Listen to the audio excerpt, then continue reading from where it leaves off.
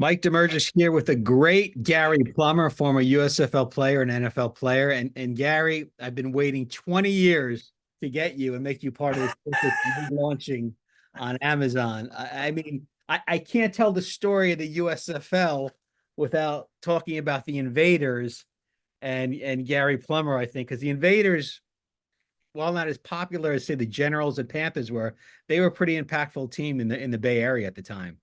Absolutely. It was truly amazing to play in a league that subsequently I found out guys wanted to be there as opposed to a lot of NFL players when I got there that were just kind of going through the motions. They hadn't been cut by an NFL team yet. They hadn't not been drafted like a lot of us in the USFL. And so it was an intense league. And I can remember talking to our defensive line coach and saying, what is wrong with these offensive linemen in the NFL? And he said, what do you mean? I said, they're kind of wimps. And he said, what are you talking about? I said, in the USFL, I mean, guys were grabbing and clawing and scratching and throwing you down on the ground, and they were grabbing, I mean, the nether regions. It didn't matter. So it was a fight every single play in the USFL, and truly the 187 guys that went on to play in the NFL benefited greatly from that. And really, the crux of my book that came out 20 years ago was basically the impact that the USFL had on the NFL. And more importantly, I broke it down because you can't really tell the whole story of the USFL, the business aspect, about the players that had an impact on the NFL. And, players like Sam Mills got a second chance. And then the USFL gave birth to quarterbacks like Bobby Abear, Jim Kelly, Yes. Steve Young, and then Anthony Carter, a teammate of yours, Ray Bentley, who you had a little bit when I interviewed him. You and him had a little competition going when he came from the Michigan Panthers. And I've seen you in the USFL talk about USFL players were hungry at the time. Absolutely. It was, I think the craziest part, I just talked about the contrast between the NFL and the USFL in terms of game time. But training camp, it was a brawl every single day. And once in a while, a football play would happen. It was insane. We had not one, not two, but sometimes three scrimmages a week in the USFL. I mean, full speed live scrimmages because we were down there in Tempe, Arizona with a bunch of other teams. And it was absolutely crazy. And it was a great preparation. What I loved about it is guys wanted to be there. Guys were hungry. And again, not all guys are like that in the NFL. I remember talking to Tom Ramsey, and he said, playing the USFL sometimes was like playing like the movie North Dallas 40. It could be a little rough. And to your point, guys wanted to be there. I remember talking to Bart Oates, the center that you went against, and because you were a teammate of his at one point too, as well. Absolutely, yeah. He In said the USFL and then that last year with the 49ers, he came over.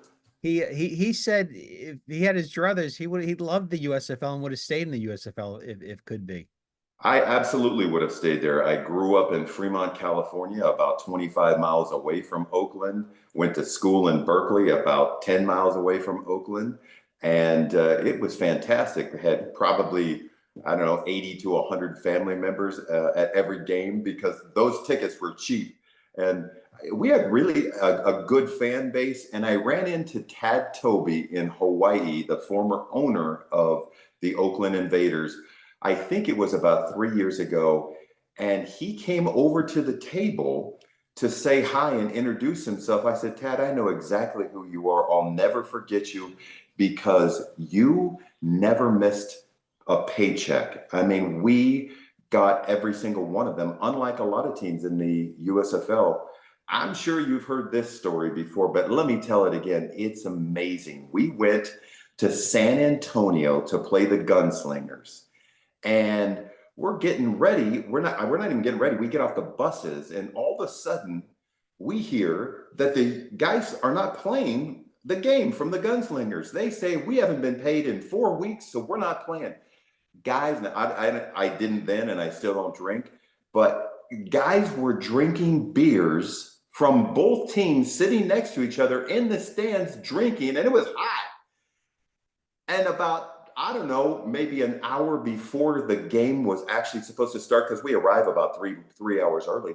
About an hour before the game's supposed to start, they're like, okay, the certified checks came in. The game is on. Guys are looking around like, I've been drinking for the last hour. This is crazy. And we were getting our butts handed to us by the worst team. I think at that time, it was an 18-game season, as you know, and at that time we're probably 15-1, and they're probably 1-15, and they are kicking our butts until about the fourth quarter, and Anthony Carter decides, okay, it's time for me to start playing, and that guy just went off on everybody, and it took maybe 3 or 4 catches on the last drive for us to win the game right before time ran out. So it was just a crazy, zany world in the USFL. I remember Dan Jiggett saying he remembers getting his paycheck from the Blitz and then later San Antonio, and the players making a rush to the bank like it was the Dukes of Hazzard, just trying to get your cash is checked. And they actually players were storming the office of the GM, and he got stuck trying to escape out the window. The GM of the Gunslingers. Only in the USFL could this happen. Oh yes, I can remember the first year in training camp. We were in Mesa, Arizona, and it was on the outskirts of the red light district there, and so it was a pretty seedy area. And we had an 11 o'clock curfew, and you would see guys, because we had a bunch of former Oakland Raiders, and we would see guys racing. It was comedic. I think I was on the sixth floor balcony, and I would sit out there and watch guys, I mean, just skidding into the parking lot and, barely putting it in park, jumping out of their car and sprinting into the hotel so they wouldn't be late, because guys were that's all they were doing, was just partying all night long after meetings so that, they could do whatever they're doing before practice the next day. It was just crazy. I've seen some previous interviews with you. You did one with a friend of mine, Maurice Bernard, a few weeks ago, and I find it amazing. You were a baseball player, really, and then you kind of took to football because your father was always telling you what to do, kind of on the sidelines a little bit. And football game, you can't have dad. You're not going to hear dad yelling at you. And you were a small guy too. You really didn't grow into the football beast that you became until much later. Much later. It was crazy. There were at one time 8 kids in our house, and blended families, that kind of stuff, and there was never enough to eat. And I remember going to friends' houses to just kind of snag stuff out of the cupboard and whatever. Hey, can I eat dinner at your house tonight? And so nutrition is obviously important. And it wasn't until I went to Ohlone Junior College in Fremont, California, because I wasn't good enough to get a scholarship out of high school. And, I was still 6 foot even, 200 pounds, literally 4% body fat. I was just a scrawny kid until I took a class in nutrition and started eating right. And then I started lifting, because lifting was essentially for bodybuilders back then. There wasn't a lot of athletes that were lifting, and I found out that it could help you a lot. So yeah, that whole thing about transferring from baseball to football. My dad was a cop. He had the same kind of voice as me, big booming voice. And if I threw a pitch that he thought was a strike, I mean, this is Little League baseball, and he'd be back behind the home plate umpire. You gotta be kidding me up. And I'm just cringing on the mound, like, oh my God. So football, I didn't have to hear him anymore. It was great. Your path to being a Super Bowl champion went from high school to JUCO to a college to the USFL to the NFL. That's not the path to usually a Super Bowl champion, is Yeah, walking on, it's kind of cool because, I've stayed in touch with a bunch of guys that I know that were walk-ons, like Carl Mecklenburg. And it's a group of guys that, they're proud of their accomplishments, but more so about overcoming adversity. And it's great to be able to go speak to juvenile detention facilities or high schools and just talk to them about that. This life is not linear to success. If you believe that, well, then you're probably listening to your parents that are babying you too much. So what you should understand is that every time you get knocked off that path, you're going to gain something, and you're going to use that at some point later in your life. And if really you can take it to the next level as you learn from other people's mistakes and other people's adversity. And one of the biggest guys that I learned things from was my oldest brother, who came down with leukemia. I think he was 25 when I was in junior college. And I remember afterwards, it was after the football season, I was training, and he said, "Hey, let's go for a run." And we were at mile 15 or mile 16. This dude has leukemia. I'm tired. I want to stop. What are you, crazy? How long are we going, Bob? And he just looked at me and he said, "I was just diagnosed with leukemia." And I never said another word. We did something like 22 miles that day. And, I never said another word after that. But what that taught me was, for example, when I walked on at University of California at Berkeley, unbelievable views from the top of the stadium. Ron Lynn was our coach back then, same coach that we had in the USFL for the Invaders. If we didn't run to the football, then he made the entire defense run to the top of the stadium stairs. And, I was a walk-on who became a nose tackle. Don't ask me why and how, but ended up being a starting nose tackle at Cal. And I would run to the top. I'd be the first one there. And I'd run to the top and I'd look back down at these guys. Guy, you got to hurry up. This view up here is amazing. You could see the Golden Gate Bridge.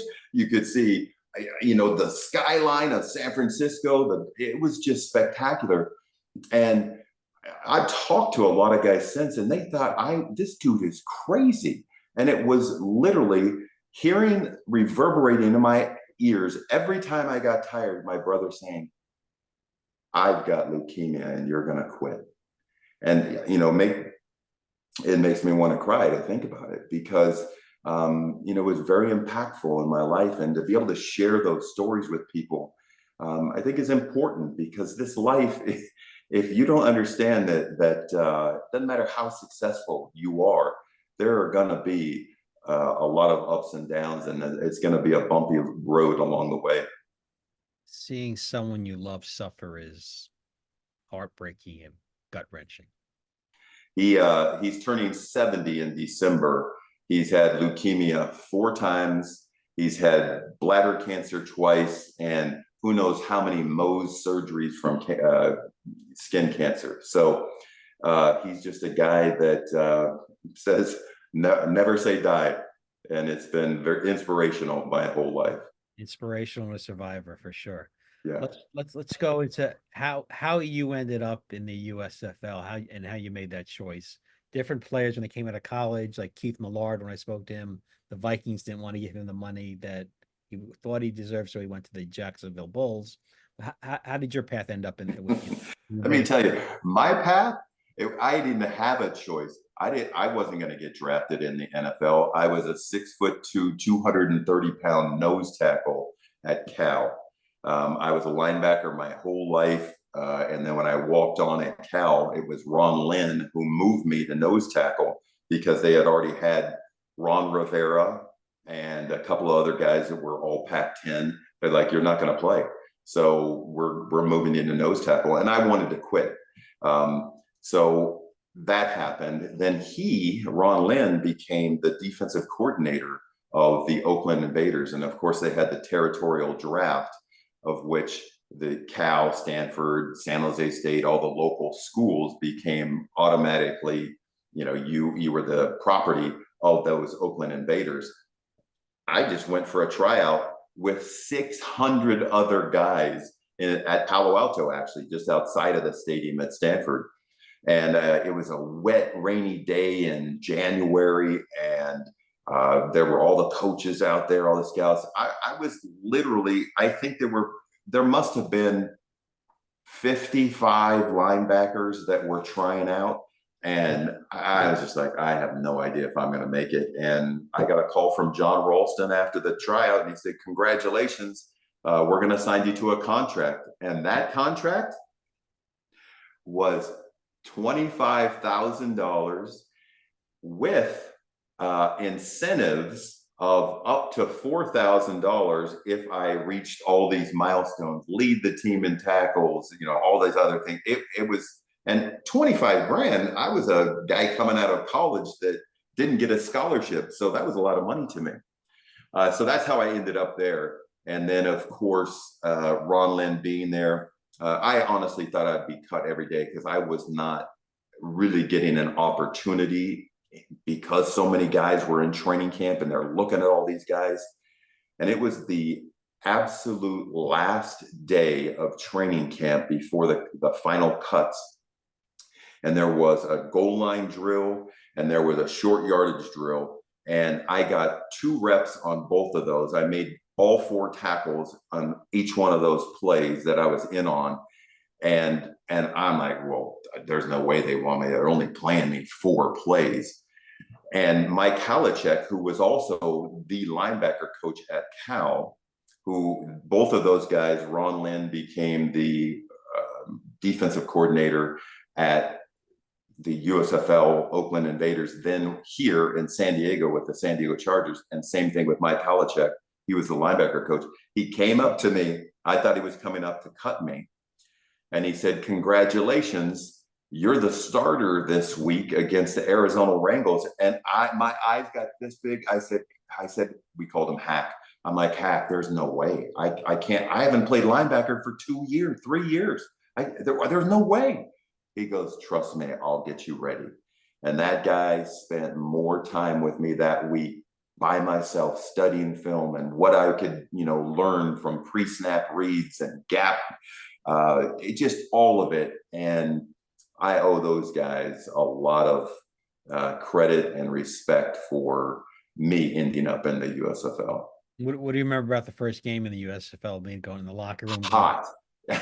We were supposed to be playing in the spring league, and I think it was 104 at kickoff.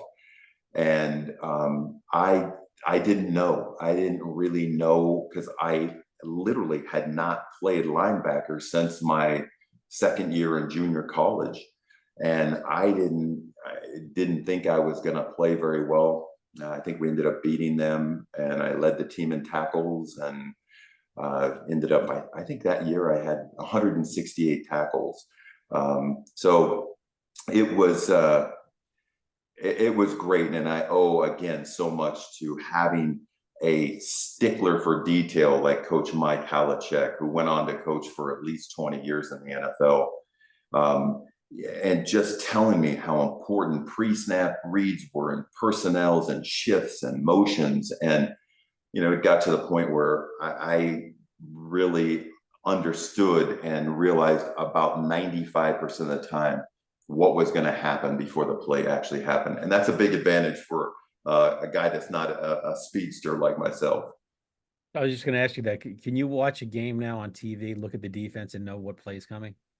It's a little different now, just because it's just so wide open and, so many shifts and motions and personnel groups.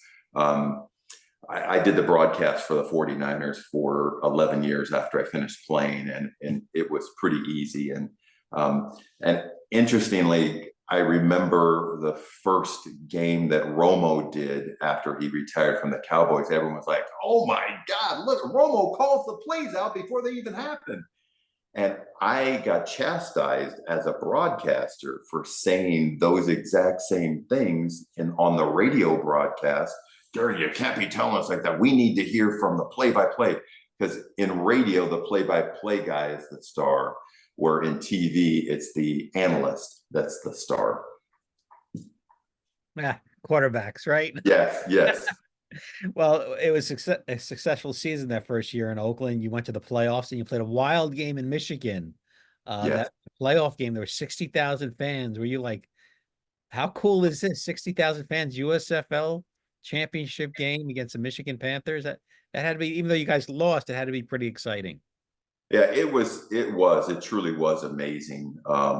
It was that third year that we were in the championship against the against the Stars, but that first year, yeah, the playoffs. Michigan had just amazing support, and to realize at that point, hey, this league, because a lot of people were wondering, is this league gonna even survive? I think in Oakland we averaged about 21,000 people a game, but to see 60,000 people, it gave you hope for that next year.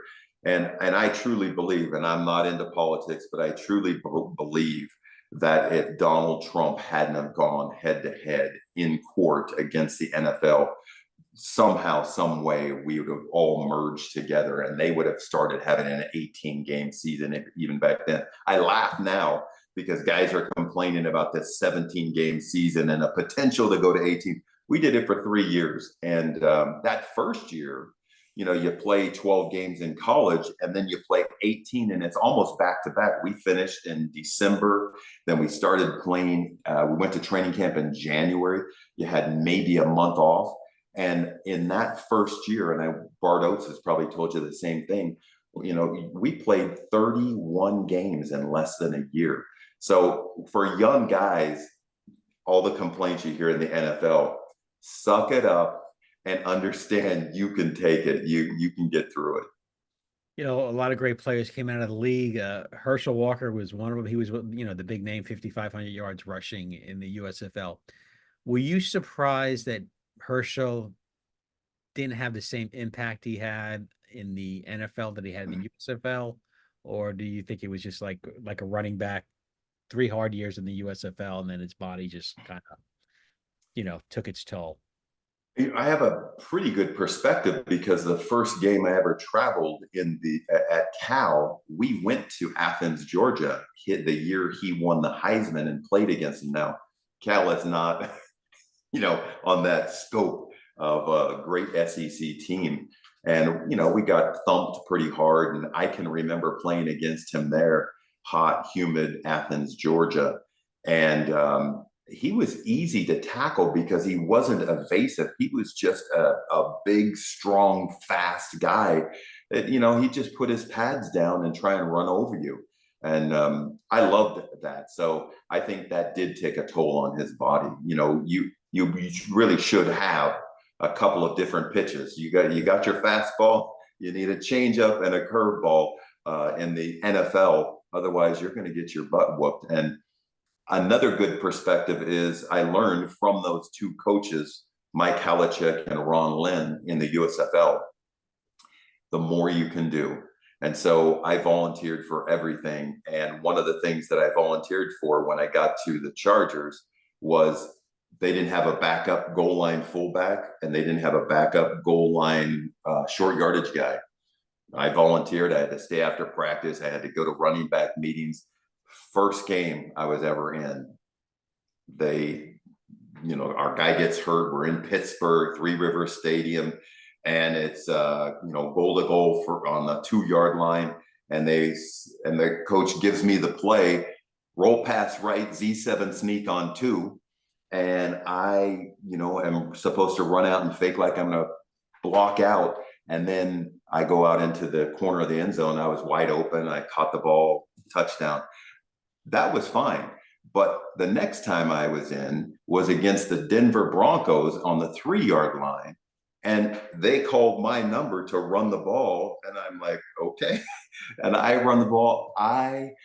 It hurt so bad. I got into the end zone, but it felt like I'd just been hit with about 12 baseball bats. Being a running back in the NFL takes a toll on your body. So it doesn't surprise me that Herschel didn't have as great a career in the NFL as he did in the USFL.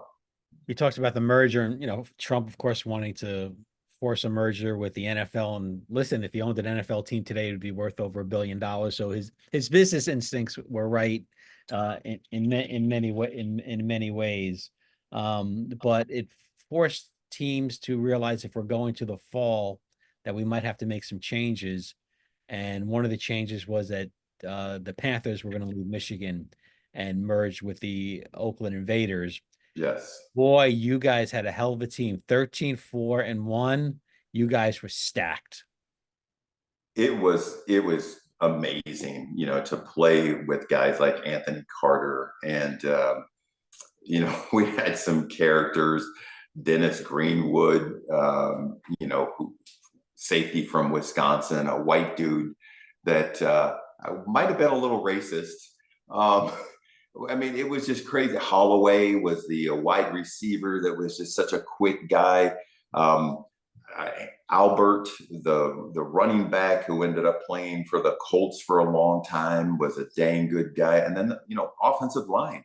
There were a few other guys that were just beasts, and it was great preparation for the NFL. Again, at some positions, I felt like we were better in the USFL than the NFL was. Go back to that championship game. Let's go back to that championship game. Rainy night, New Jersey, 50,000 fans showed up. It was the Stars and the Invaders slash Panthers in the final game of USF history. Yeah, that team was stacked as well. Of course, you mentioned Sam Mills, who I have so much respect for. Just an amazing guy. And the running back that they had was from Calvin after the Bryant. merger from Calvin Bryant. He was when he with the Birmingham Stallions before that. I can't remember, but he was truly a great player, and he went on and played well in the NFL for quite some time.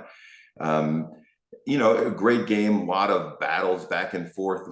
The worst part, we had a fullback from the Jets, Tim and his name. Newton. Oh yes, I try to forget it, so I'm a little. You guys are inside the 10-yard line. You were going to knock off the Stars again, and he committed a personal foul.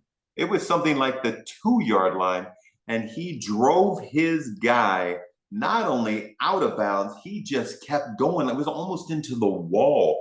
It was going to be a first and goal at the 2 yard line. And because of that, we got pushed back to the 15, 17, whatever it was. And yeah, we end up losing the game. So, Bart used to give me a bad time. He goes, I'm one of the few guys, Gary, that has a USFL championship and an NFL championship ring. I'm like, yeah, I know. Thanks for reminding me. So, it was amazing. And honestly, at that point, I did not know that I was going to continue to keep playing football. I didn't know if I was good enough. And again, that was just another leap to have to get into the NFL. And great preparation playing all those years in the USFL. And what was your final thoughts walking off the field? A heartbreaking loss. You don't know what your future is if you're going to keep playing football. What's kind of introspective feelings did you have at that time? It's weird, and I know a lot of people would disagree with this, but I always had two scoreboards, and obviously the one up there in the stadium is the most important. But I always graded myself, and if I played as well as I could possibly play, and I didn't contribute to a loss, by missing a critical tackle or not being great in coverage or whatever. I was oftentimes more critical of myself in a loss than I was in a win. But I had a really good game, and I again just thought great opportunity. Never expected to be here, living a childhood dream. So it was even though we lost, it was still a pretty good day. And of course, I think that particular year, because that was the last year of the USFL, I was making a whopping $120,000 a year. And then it was bigger than a game check what we got to play. Nowadays in the NFL, or at least when I was in the NFL, the game checks weren't even close when you played in the playoffs to what you were getting in the regular season. The playoff checks in the USFL were bigger than the ones in the regular season. So it was great. I was happy that I got paid more money. Players like Maurice Carthon, Tom Thayer, Yeah. Notes, yourself. went directly from an 18 game plus playoffs right to NFL training camps, played 34, 36 games. What was it like on the body, and what was did they welcome you to the training camps being a USFL player? Or they were just like, oh, this guy's gonna be in a couple of weeks, he's gonna be scout meat and that's it. He's gonna be done. It was really strange. They actually, some of us, they wouldn't let out of our contracts because you had the option of taking 30% of your money. I was allotted to the Tampa Bay Bandits, and their owner was one of the few owners that was still paying people. Bassett, I think was the guy's name, and I opted for the 30% because I didn't know if I was good enough to play in the NFL. So I didn't opt out of my USFL contract in order to go directly to the NFL. Um, so I ended up having a year and a half off, which was even more difficult, I think. They didn't let us out of our contracts. I did a mini camp with the Tampa Bay Bandits, with Gary Anderson, of course, amazing player who I ended up being a teammate with here in San Diego.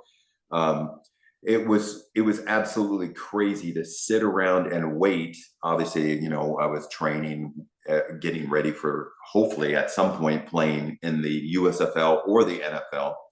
They were talking about going head to head. That's when the Donald Trump went against the NFL and lost in the lawsuit, and they finally let us out of our contracts about, I think it was 9 or 10 days before the NFL season started. And I was sitting in the stands at Chargers facility at UCSD, University of San Diego, down here in La Jolla, and sitting there every day waiting for them to let us out of our contracts. And guys knew who I was. They knew that I was Ron Lynn's linebacker from the Oakland Invaders, waiting to take one of their jobs. And not one person talked to me for the 2 weeks that I sat there and watched practice. And I couldn't even be on the field. I just had to watch from the stands. The first, I get signed. Finally, they let us out of our contracts. The first meeting we had, I went to sit in. I went and sat in the front row. I was always a front row guy, learning as much as I could. Billy Ray Smith, #1 draft pick, walks in. He said, reaches out his hand. Hey, I'm Billy Ray Smith. I said, nice to meet you, Gary Plummer. He said, that's my seat. Get up. That was my welcome to the USFL. And I still see Billy Ray to this day. He still lives out in Del Mar. And it was brutal. I didn't really get to play in that first. It would have been the third preseason game. That was, I think, I was there with one practice. I got to go against the Rams, and I didn't even get in the game. And so Ron Lynn and Mike Halichuk said, you better do something on special teams because we can't have you taking a bunch of reps. You haven't done anything in camp. And I'll never forget Vaisa Kahima from the Cardinals is returning a punt.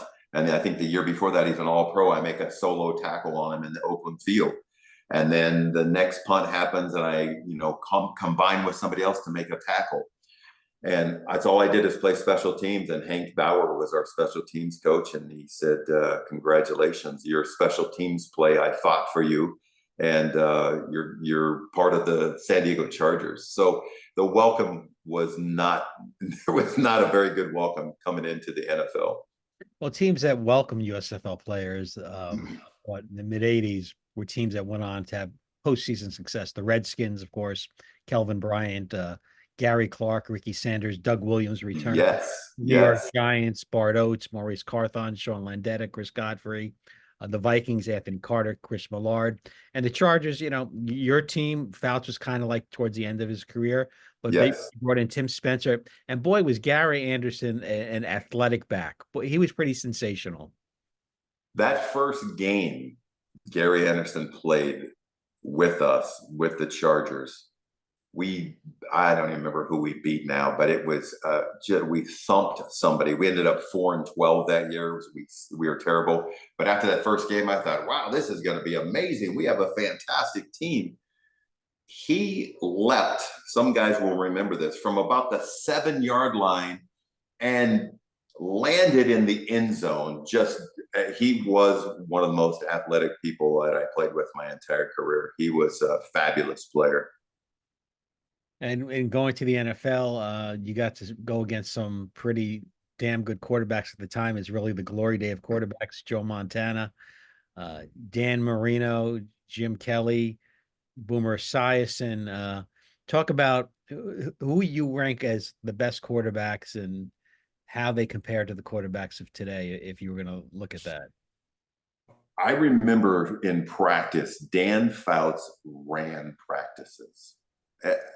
It was unbelievable. I mean, if you were a scout team guy and you weren't doing it the way he saw a guy was doing it on film, he would stop practice and chastise you. He'd come over and put his finger in your face, and use a bunch of choice words. And, if you're not going to do it right, get the F off of my field. And it was always his field. And he would tell Dan Fouts, look, Dan, we got to do this. It was really interesting how quarterbacks really, I think were unbelievable leaders in the NFL, and guys like him, Joe Montana, Steve Young, playing against some great ones like Jim Plunkett. I mean, they just saw things differently. I think nowadays, Steve Young might have been the first person that I ever talked to who told me the difference between college and pro, or the USFL and the NFL, was that you can't wait for a guy to be open. You have to throw him open. And it was just boom.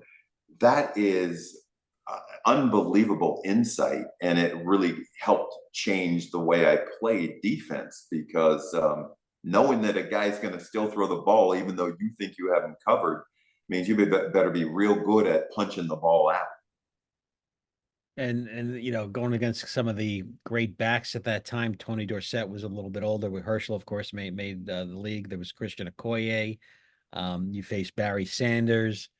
You didn't get a chance to face Earl Campbell. I think might have been retired or retiring. Yeah, he was already ready to retire.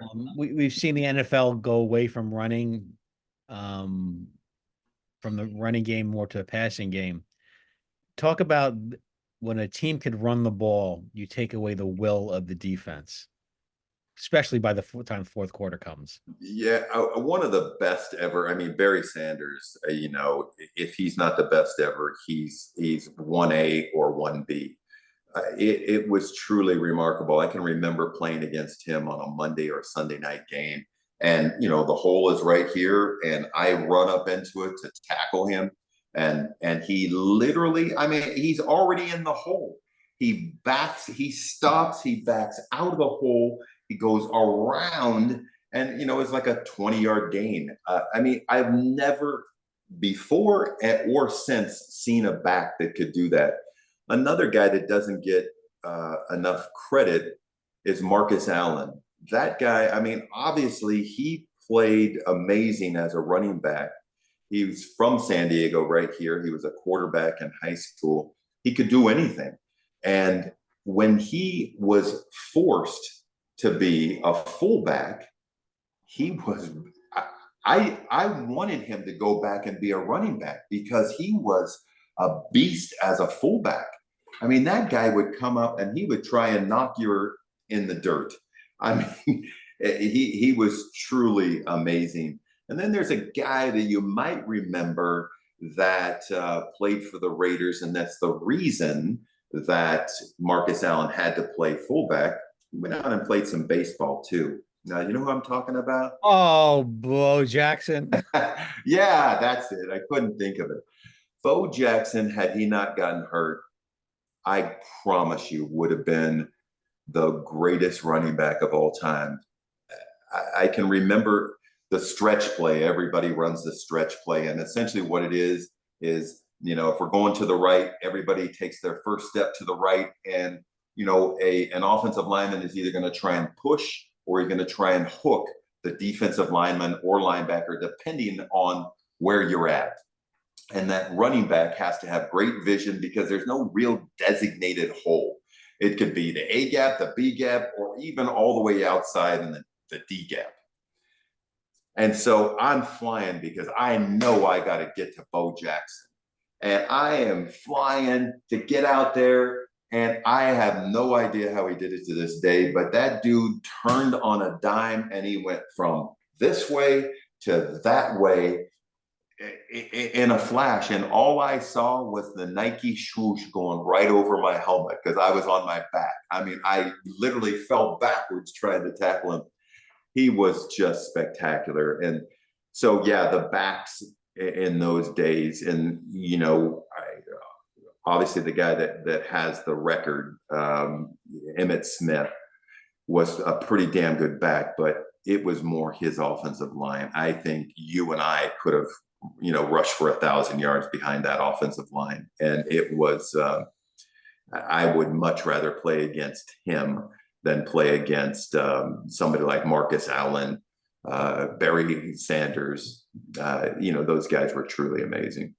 I saw Lawrence Taylor was out for the Giants' 100th anniversary for the first game of the season. He went center field with the current players to do the coin toss. Then later in the game, he commented he was ready to get on his pads. How do you look at your fellow linebackers at the time of Mike Singletary, Carl Mecklenburg, who I think should be a Hall of Famer because when you think 80s football, he's a big part of it. And Taylor himself, Sam Mills, Vaughn Johnson, USFL players. Yeah. How do you look at those players? They seem to be a different breed. They could do a lot. They could sack the quarterback. They could do coverage. It seemed like they could do a lot more back then. Well, I think, because you were expected to, be a beast against the run and also, have to be involved in coverage, guys were bigger. I think today guys are smaller. They're faster today. They're quicker today. I absolutely 100% know that they do not know the game as well as we did. And that's coming from guys that coached recently in the NFL, currently in the NFL, and way back when I was playing. Kenny Norton wanted me to be his D coordinator, not his D coordinator, his linebacker coach in 3 different locations. And I kept telling him, hey, if I can take a nap every day at 2:00 and wake up at 10:00, I'm your guy. And I remember going to training camp or to mini camp with him in Seattle and seeing guys get picked up from practice by their personal assistant. I just was like floored. Like, Kenny, what's going on? Guys don't stay after practice to watch tape. So, I think for some guys that dedication isn't there. I think there was a bigger commitment to that back in our day. But, you do have some great ones. And I think those are the guys that end up being the standouts. You often talk about physical attributes for guys, but it's the mental attribute as well as obviously that work ethic.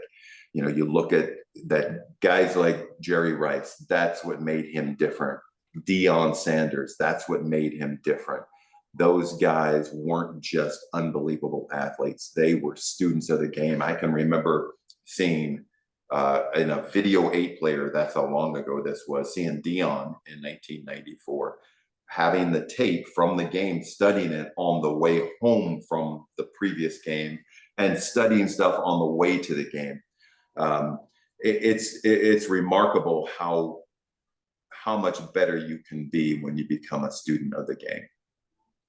Eventually you left San Diego and you ended up in San Francisco, kind of like going to the Yankees in the 90s as well with player like Jeter. To me, to this day, Steve Young is an incredible story because he basically lost 2 years in the USFL. Yes. He goes to Tampa Bay, then he goes to Frisco and he sits. He probably lost 6 or 7 years of his careers in obscure places and sitting, and yet he became a Hall of Famer and a Super Bowl winner. Talk about Steve Young a little bit.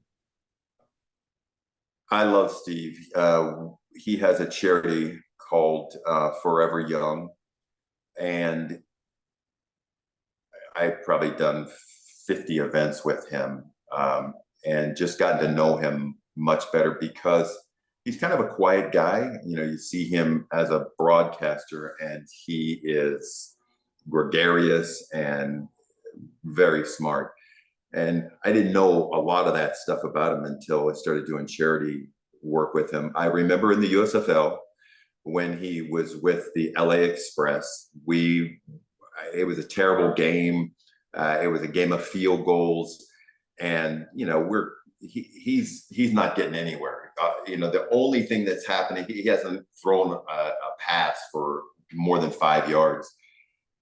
But at the end of the game, to win the game on a 4th and 21, the guy rushes 73 yards for a touchdown, and they win the game. He must.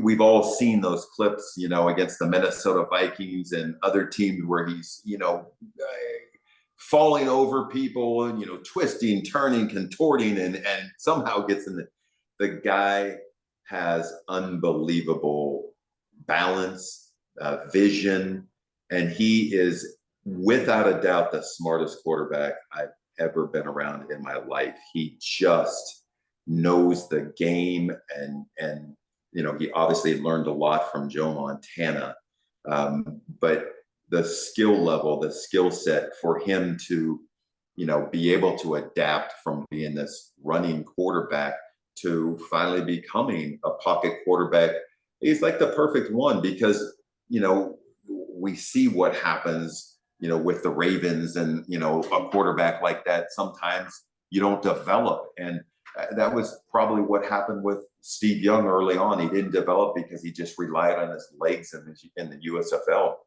But sitting behind Joe Montana might have been the best thing that ever happened to him because he learned the game, and he still had, Joe would be the first to admit, he wasn't even close to being the athlete that Steve is. And so unbelievable man off the field, great leader on the field. You remember the one time that he got pulled out of a game where we're getting beat by, I think it was the Cincinnati Bengals, and he's behind George Seifert and just yelling at him. George Seifert's just standing there looking at the field. And Steve wasn't, up until that game, wasn't considered a great leader. And he was kind of in the shadow of Joe Montana. And everybody on the sideline kind of looked around, and because, you know, Steve is a choir boy. He's a Mormon, and he doesn't swear. And there were some F-bombs coming out of Steve's mouth. Everybody was just shocked, and he's taken on George, and it really changed the whole dynamics of that Super Bowl team. And I think it gave him the kind of confidence that he needed to, I mean, have one of the greatest all-time performances in the Super Bowl history. Of course, losing to the Cowboys was difficult for him. And then, as he put it famously, when you guys won the Super Bowl against your former team, which had to be difficult, you know, a lot of the guys on the opposing team, including Junior Seau, a good friend we'll talk about in a minute. He got the monkey off his back. What was, explain to a person like me, what's it like winning a Super Bowl? So I remember when he asked, you know, somebody take the monkey off my back, and I pulled it off him, and I said, dude, that wasn't a monkey, it was a gorilla. For me, it was different for Steve, obviously, you know, and the difference was that he was so maligned because he was never going to be Joe Montana. You know, if you're not Joe Montana, you're nothing in the San Francisco Bay Area. And, you know, I think he still led the league in quarterback ratings and everything else, but he didn't win the Super Bowl, or didn't even get to the Super Bowl.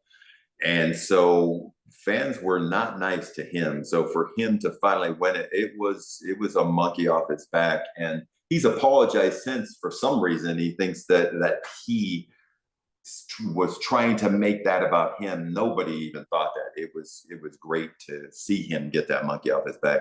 For me, trust me, I thought to myself the entire week, 2 weeks leading up to that game, we can't lose this game. If we lose this game, I mean, my home was here in San Diego, and there's no way I'm going to move back to San Diego and have guys flashing Super Bowl rings in my face. You left us, and then because you left us, we win the Super Bowl. I mean, I'm just running through these scenarios in my mind all the 2 weeks before. I think I got in 3 fights in practice the week before the game because I was pissed because, I had gone over with our offensive coaches, including Shanahan. I'd spent hours and hours in their meetings, the coaches' meetings, explaining who to exploit and how to exploit them. And if a guy wasn't running those practices right, the scout team, even if it was just a boom motion where the tight end goes this way and then he comes back this way, if he wasn't running right, I'd screaming, "We're not doing this right." And coaches on offense are telling me to calm down, and I'm telling them to F off. I've waited 13 years for this. I'm not calming down. You calm the F down. And I mean, it was crazy. So I was a pretty confident guy, to overcome all I'd overcome to get to that point. And I hadn't really been too nervous before games because I thought when preparation meets opportunity, success happens. And nobody prepared harder in the off season, during the regular season. Junior Seau taught me we're going to lift weights before practice. What?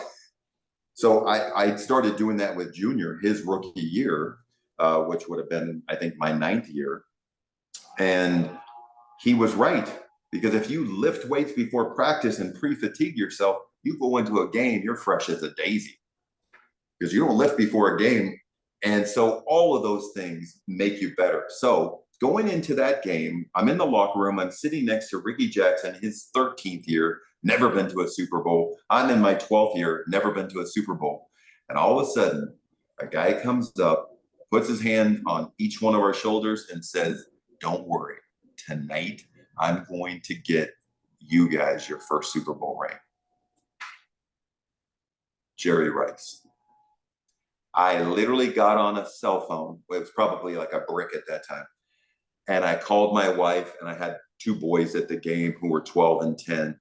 I said, "Have the boys at the 50-yard line with 2 minutes to go in the game. I'm bringing them on the field. We are kicking their asses." Instant, all the nerves, everything just went away. So I knew before the game started, we were going to win. And, the second play of the game, when it was Junior's responsibility for the touchdown pass to Ricky Waters, that's something that Mike Shanahan and I had gone over. Okay, you run what's called a split back set, run it a few times, and then do play action after you've changed the backs. And I promise you, you're going to get them. Make sure it's going to be in man-to-man coverage. Junior Seau is going to bite on that fake, and Ricky Waters is going to be wide open. Those secondary guys, those 2 safeties, took a lot of crap for being terrible in that game. It was Junior Seau's responsibility. And Mike Shanahan called down to me on the sideline, "Thanks for the input, Gary." So it was like a cat playing with a mouse, honestly, at that point. Steve Young was in a zone like I've never seen before. And Jerry Rice, just knowing he had that kind of confidence. And, all of those guys, Ricky Waters, and another guy that really changed the psyche of that offense was, bar none, William Floyd.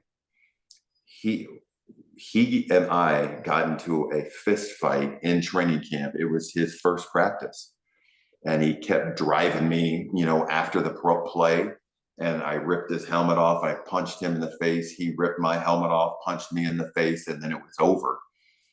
And it was interesting because everybody after that kind of said, okay, we've got a guy on offense that's going to be a stud. He's not going to take any crap from, these bullies from Dallas. And so there were so many things that happened that year that gave us confidence that, again, the Super Bowl was kind of like a cat playing with a mouse.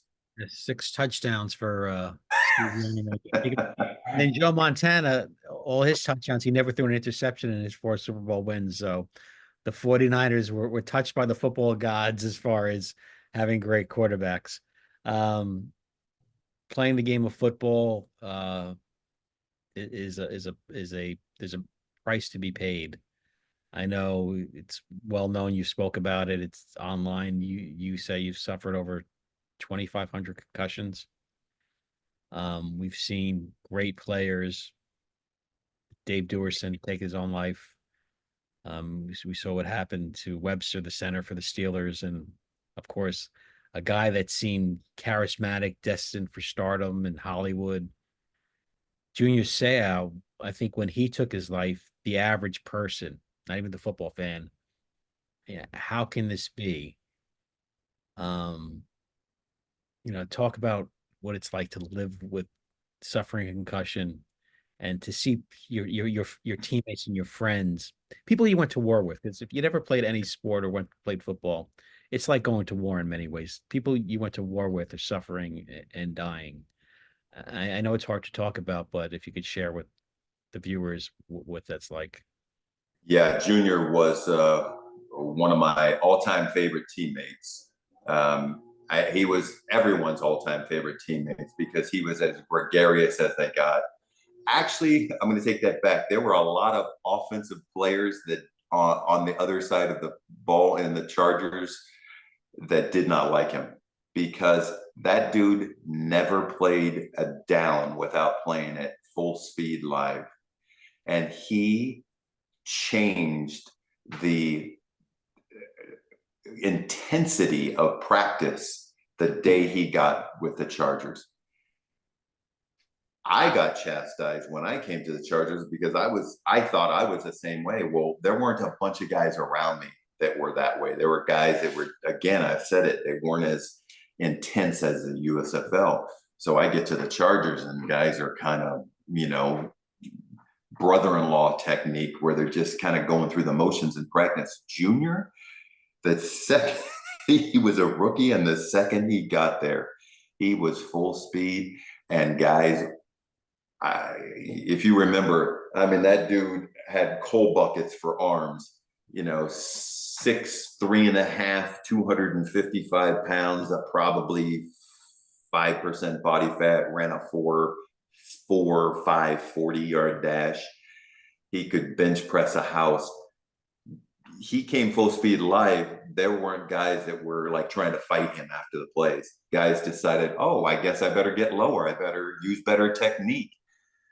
He was amazing. And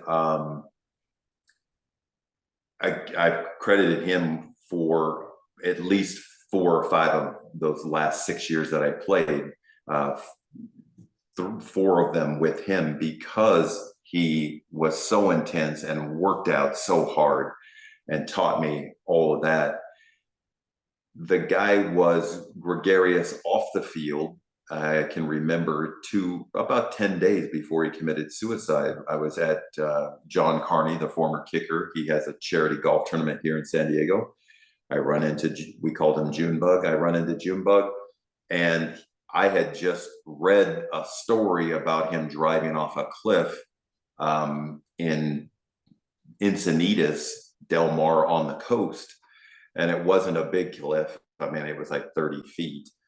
And he landed on the beach and survived.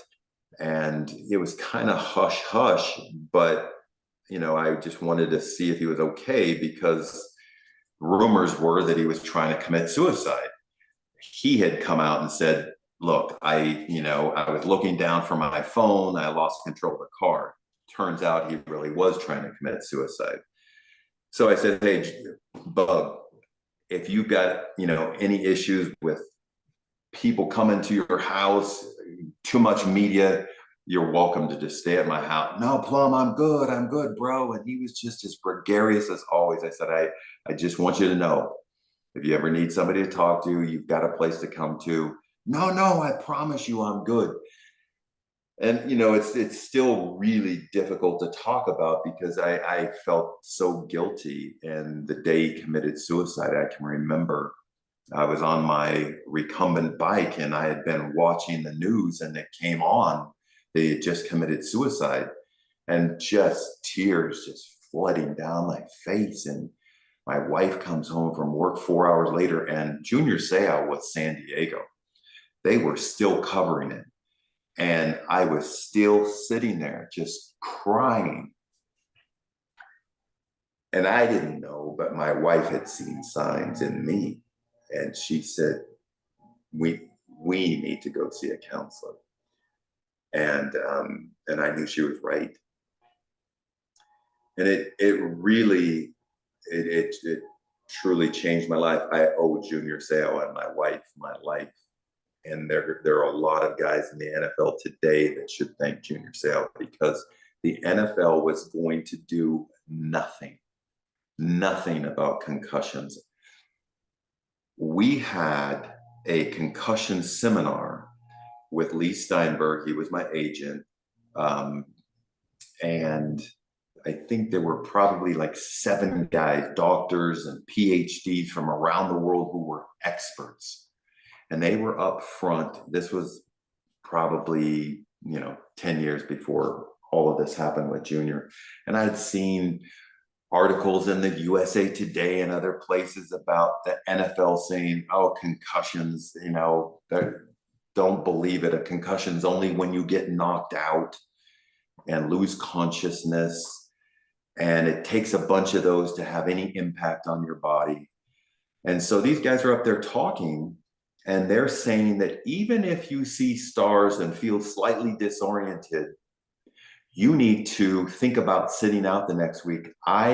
There's 50 of us because Steinberg had a lot of players in the NFL. I stand up like an asshole in the back of the room and I say to these experts from around the world, you know what? You can take your studies and shove them up your ass, because if I don't have 5 concussions a game, then that means I'm not playing. And oh, by the way, I probably have 1 or 2 concussions a week in practice, especially in training camp. You probably have 10 a day because you're hitting twice a day. So that, I'm telling you, 2,500 is a low estimate for somebody that played 250 games, because it's the off season, it's the practices, it's the training camps that are 6 weeks long that you're hitting twice a day in padded practices. And we were ignorant. I believe the NFL, and the NFL would have never done a thing had it not been for Junior Seau. And I love you, Junebug. I always will. And guys in the NFL should understand they owe him a debt of gratitude, because none of this stuff would have changed. The rules, now having new helmets. Obviously, before this outer shell that they're doing, they've also, Kenny Norton had told me that, dang, these new helmets are pretty amazing. I think ours cost $250. Theirs cost $2,500 now. And they're obviously better for players, but the rule changes all of it, and they are getting better, in terms of more support for players. After football, after retiring, we know that 59 and a half is the average life expectancy. I'm 64 and a half right now. Just lost another teammate, Eric Moten, from that Super Bowl team with the Chargers, but I had played with him a few years before. It's just, he was 57 years old. It's just tragic. And I hope that number just keeps going up, and guys can thank somebody like Junior Seau for that. Well, Gary, I can't thank you enough for your time. Been wanting to get you on for some time. You, of course, talk about the old USFL days, but certainly concussion issue is a serious thing. I'm as a fan, I'm glad to see it's finally being addressed. do you see at some point, at some time, that maybe kids won't be playing football at some point? They'll kind of maybe fade the way boxing has faded away in some. Um, I don't. Interestingly, having four kids, two boys, I coached my boys from Pop Warner all the way through high school. It's mass times acceleration equals force. The kids are not, the impacts are not the same at that level. It has gotten better. The coaching at that level has gotten better. They're, not Neanderthals where they're saying no water for kids. And, guys aren't just lining up and, playing smash mouth and the Oklahoma drills like they used to. So I do think that it's gotten a lot better. So I'm grateful that the game is still around because it's a great game and fans love it. So I see it hanging around for quite some time. Well, we hope to have you around for some time as well. So Well, before we go, I would just like to say that I got to the point where I had contemplated suicide, and in a billion years, I could never have imagined. I was gregarious and optimistic, and a positive person my whole life. But what people who are born like that don't understand is some people aren't born with an optimistic attitude about life, and the synaptic connections aren't working as well. And that's what happened to me. The synapses weren't working anymore. And so what something so easy and simple as changing a doorknob in a house, I couldn't even do that. I couldn't read anymore. I was a voracious reader. And so what starts to happen is your world just starts to close in on you. And so for anyone out there that thinks that the person that commits suicide is a loser and somebody that commits suicide, is weak, it has nothing to do with it. It's the wiring in your brain. But I'm here to say you can fix that, and you can fix it with all the things that you saw on the podcast that I've done before, whether it's meditation, breathing techniques, doing hot and, steam or cold plunges, listening to classical music, gardening. It's just finding things that are going to calm your mind that can actually do us all a lot of good. it's good to have support of a loving wife by your side too, right? Absolutely. Gary Plummer, thank you so much for joining me. Thanks for having me.